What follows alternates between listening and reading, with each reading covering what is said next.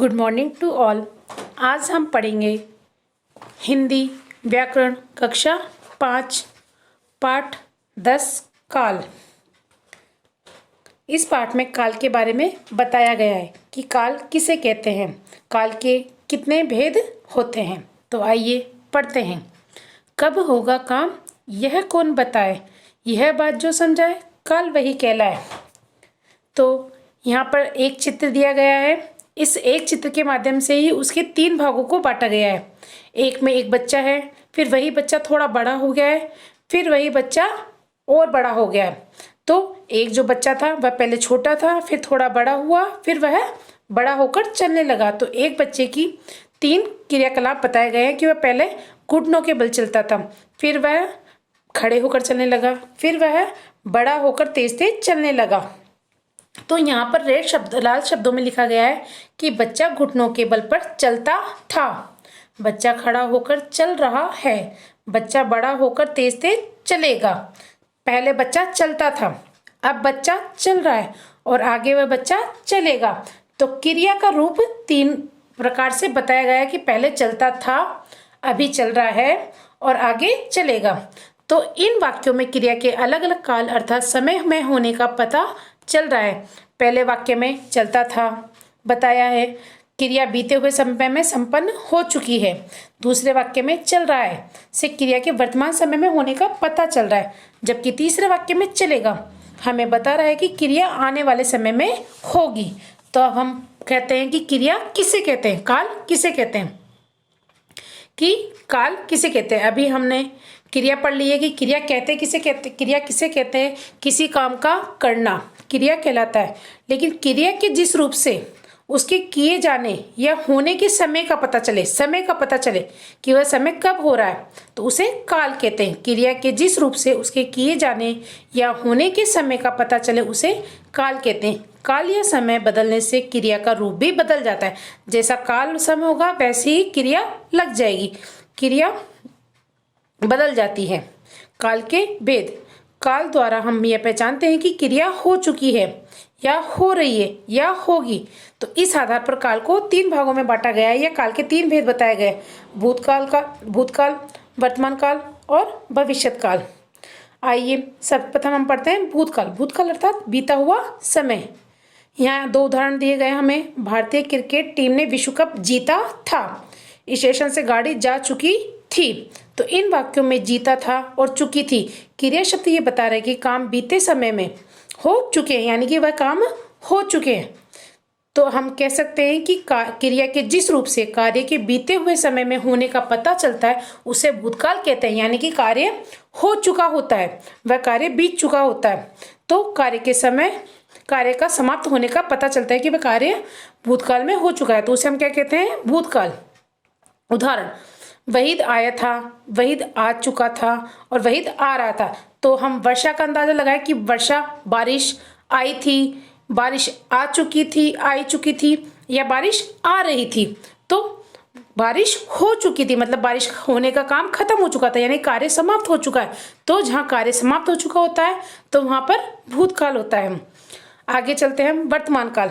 वर्तमान काल अर्थात चल रहा समय। वर्तमान काल किसे कहते हैं, चल रहा समय। सोहा पक्षियों को दाना खिला रही है, सोहा पक्षियों को दाना खिला रही है, यानी कि अभी वह वर्तमान में खिला रही है, अभी दे रही है, वह कार्य कर रही है।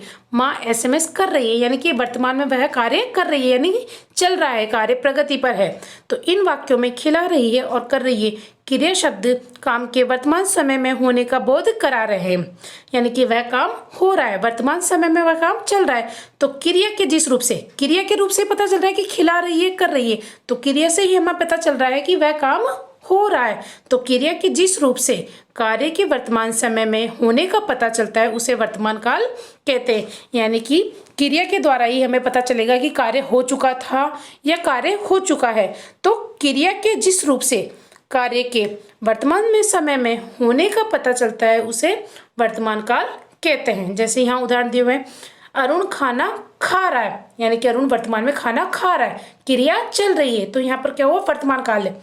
कार्य हो रहा है तो कार्य संपन्न किया जा रहा है, कार्य प्रगति पर है, कार्य चल रहा है, तो वहां क्या होता है, वर्तमान काल। सुजाता पढ़ रही है, यानी कि सुजाता अभी पढ़ रही है। वे रोज सैर करते हैं, यानी कि रोज करते हैं। यहाँ पे दिया गया है वे रोज सैर करते हैं, यानी कि कार्य प्रतिदिन होता है, वे रोज प्रतिदिन कार्य को करते हैं। थर्ड नंबर पर है भविष्यत काल। भविष्यत काल आने वाला समय। सीटी बजते ही दौड़ शुरू होगी, यानी कि सीटी बजेगी और जब दौड़ शुरू होगी यानी कि कार्य आने वाले समय में होगा। अभी हुआ नहीं है, ना कार्य संपन्न हुआ है ना कार्य हो रहा है, वह कार्य आने वाले समय में होगा। जब सीटी बजेगी तो दौड़ शुरू होगी, यानी कि आने वाले समय में कार्य होगा। आज बारिश आएगी, आएगी नहीं आएगी यह संभव है कि आएगी या नहीं आएगी, शायद आए शायद नहीं भी आए। तो हुई नहीं है ना हो रही है, वह आएगी। अंदाजा लगाया जा रहा है कि बारिश आएगी। तो इन वाक्यों में शुरू होगी और आएगी क्रिया शब्द ये बता रहे कि काम आने वाले समय में होगा। अतः हम कह सकते हैं कि क्रिया के जिस रूप से, तो यहाँ भी क्रिया ही लग रही है कि आएगी या शुरू होगी, तो क्रिया के जिस रूप से कार्य के आने वाले समय में होने का पता चलता है उसे भविष्यत काल कहते हैं। यानी कि कार्य आगे होगा, अभी हुआ नहीं है, कार्य न चल रहा है, आगे होगा, आने वाले समय में होगा, तो उसे हम क्या कहते हैं, भविष्यत काल। जैसे उदाहरण दिए गए हैं यहाँ पे, प्रधानमंत्री कल विदेश रवाना होंगे, तो प्रधानमंत्री कल विदेश रवाना होंगे, कल जाएंगे। प्रधानमंत्री कल जाएंगे, नहीं गए अभी तक, तो वह नहीं गए, कल जाएंगे, तो आने वाले समय में जाएंगे। मैं थोड़ी देर में आऊँगा, मैं थोड़ी देर में आऊँगा, मतलब थोड़ी देर के बाद में आऊँगा, अभी आया नहीं है, वह आने वाले समय में आएगा।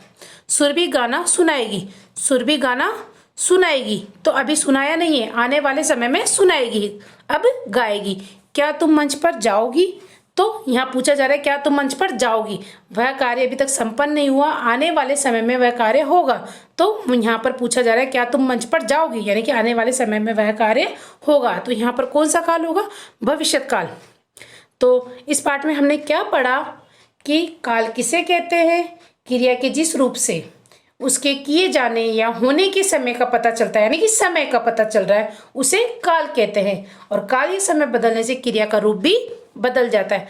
काल के कितने भेद बताए गए, काल के 3 भेद बताए गए, भूतकाल, वर्तमान काल और भविष्यत काल। भूतकाल किसे कहते हैं, जिस क्रिया के जिस रूप से कार्य के बीते हुए समय में होने का पता चलता है उसे भूतकाल कहते हैं। वर्तमान काल किसे कहते हैं, क्रिया के जिस रूप से कार्य के वर्तमान समय में होने का पता चलता है उसे वर्तमान काल कहते हैं। भविष्यत काल किसे कहते हैं, क्रिया के जिस रूप से कार्य के आने वाले समय में होने का पता चलता है उसे भविष्यत काल कहते हैं। अब कुछ ऐसी क्रियाएं भी होती है जो हमेशा ही वर्तमान काल के अंतर्गत आती है, जैसे सर्वदा सत्य वाक्य होते हैं जो हमेशा अटल वाक्य होते हैं, जैसे पृथ्वी गोल है, सूर्य पूर्व से निकलता है, पश्चिम में अस्त होता है। तो ये कार्य या ये वाक्य सर्वदा सत्य वाक्य है, ये हमेशा निश्चित रहने वाले वाक्य हैं, तो इनमें हमेशा वर्तमान काल ही होगा। प्रतिदिन करने वाले कार्य जैसे हम रोज सोते हैं तो ये भी वर्तमान काल में आते हैं।